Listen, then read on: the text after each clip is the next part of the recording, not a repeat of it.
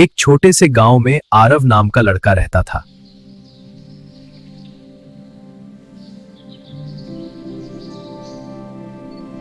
एक छोटे से गांव में आरव नाम का लड़का रहता था। उसके परिवार में उसकी मां सविता, पिता रामलाल और छोटी बहन गुड़िया थी। घर बहुत अमीर नहीं था, लेकिन उस घर में प्यार बहुत था। हर सुबह आरव अपनी छोटी बहन गुड़िया को स्कूल छोड़ने जाता था।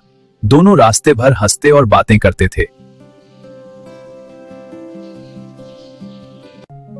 भैया, जब मैं बड़ी हो जाऊंगी ना, तो आपको एक बड़ा सा घर दिलाऊंगी। मुझे घर नहीं चाहिए, बस तू हमेशा खुश रहना। लेकिन एक दिन अचानक सब कुछ बदल गया।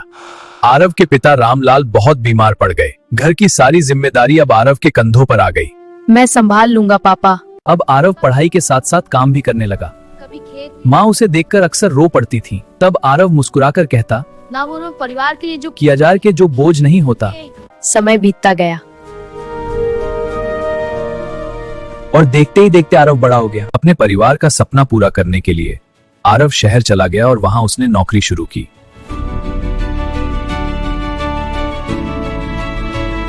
वहीं उसकी मुलाकात आयशा नाम की एक लड़की से हुई जो बहुत दयालु और समझदार थी। हाय, मैं आयशा। हाय, मैं आरव। मुझे खुशी हुई आपसे मिलकर। हाँ, मुझे भी। धीरे धीरे दोनों अच्छे दोस्त बन गए और हर दिन उनकी दोस्ती और गहरी होती गई।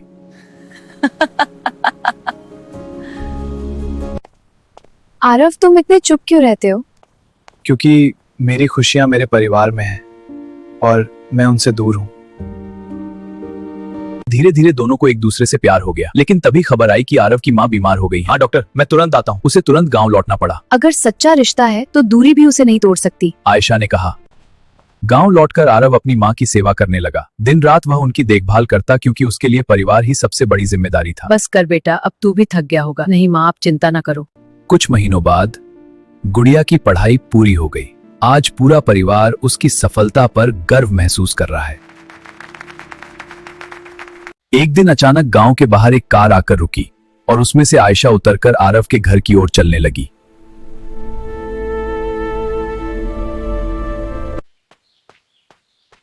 तुम यहां रिश्ते निभाने आए हैं, छोड़ने नहीं।